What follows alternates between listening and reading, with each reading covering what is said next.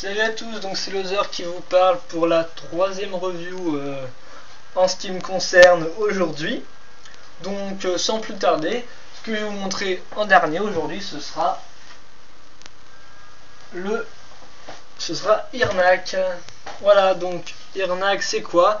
Donc Irnak c'est le combo entre trois Piraka que sont Tok, Vezok et Redak. Sa spécificité c'est d'avoir comme vous voyez ici, une crête de Tok en or. Donc ce qui fait que vous pourrez le trouver que dans une boîte particulière avec les 3 sets plus les différents éléments dorés qu'il vous faut. Voilà, donc c'est un peu une petite exclue comme ça, un peu du genre comme par exemple on l'avait eu en 2004, si vous achetiez du mai, vous aviez un masque spécial avec. Là si vous achetez la fusion, les 3 et vous avez une crête en or en exclu quoi. Donc si on part de ce principe, c'est sympa. Les premières images avaient l'air assez accrocheuses quand on l'avait vu sur par exemple Busy Power.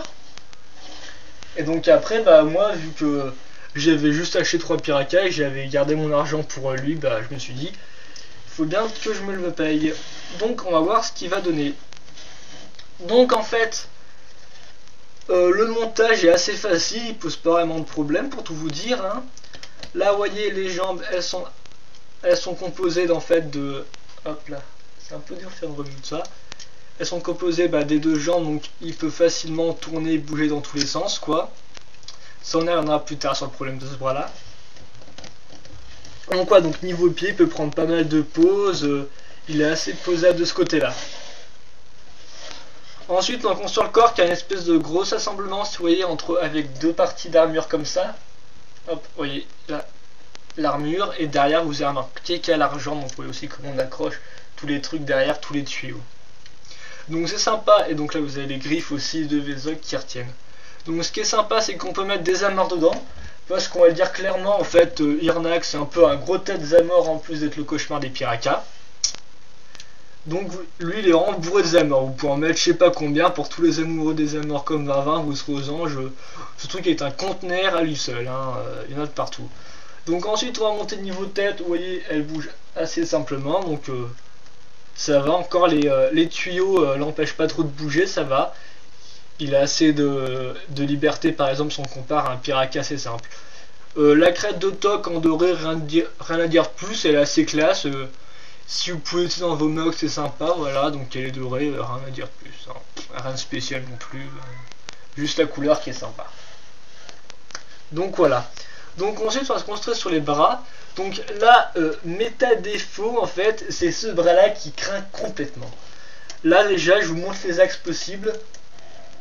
Vous pouvez faire que ça avec votre bras, vous pouvez même pas monter.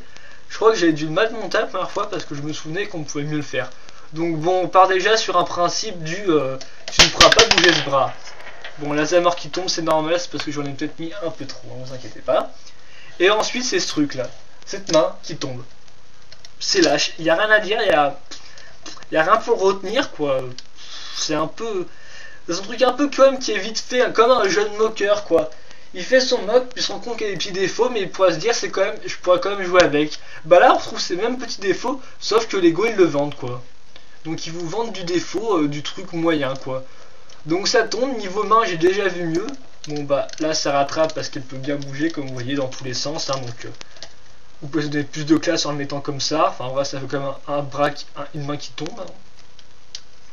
Donc, le seul avantage de sa main, c'est de pouvoir faire, attendez, comme ça, vous ouvrez et là, vous avez encore un conteneur à Zamor qui est fait avec justement deux jambes et les pieds griffes de Redak.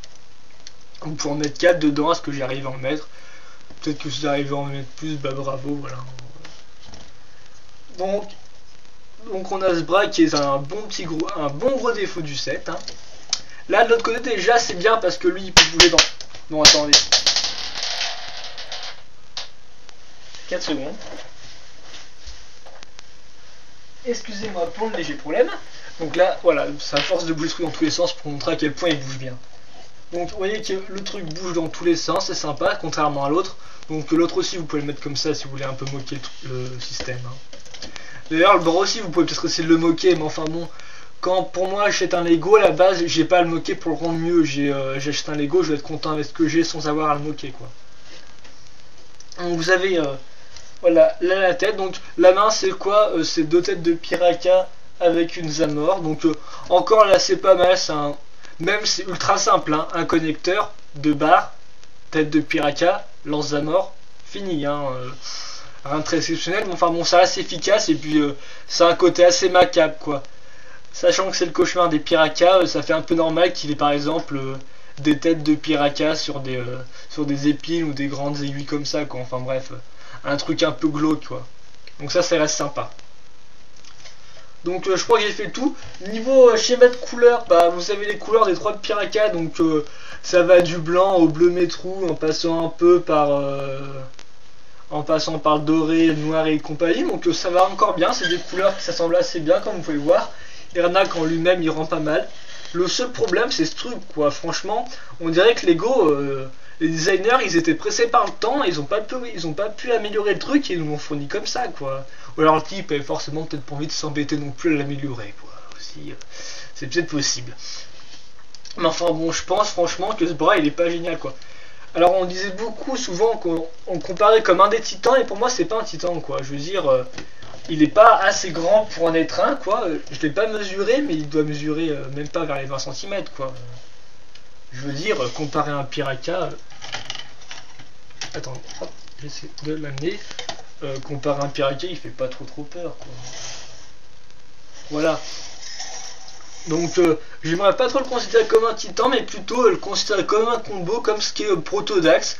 Protodax qui ne demande rien à personne et qui a un bon petit combo en attendant et qui est peut-être pas sorti dans les étagères mais qui au moins lui bah, le mérite d'être complet et de pas avoir un bras qui pendouille n'importe comment quoi. Et surtout qui est mal articulé là-dessus. Donc Ernak en fait c'est un peu une déception. Au vu des images on se disait ouais il a l'air super et finalement quand là on se dit ah bah tiens il pourrait bien être mieux quand même ce titan. En effet, il pourrait être mieux, donc pour tous les mockers, ça peut être un bon outil pour s'entraîner dessus, pour essayer de le rendre mieux, quoi. Donc j'invite tout le monde à le faire, moi perso j'ai pas trop le temps de faire ça, donc je vais le laisser plutôt comme ça. Donc en lui-même, il reste sympa, mais il peut être mieux. Donc pour ceux qui aiment mettre des notes à leur set, bah, je dirais qu'il mérite un petit 12-13, quoi, voilà. Donc vu qu'il reste du temps, hein, et vu qu'il y en a qui est fini, donc je t'ai peut-être un peu désagréable...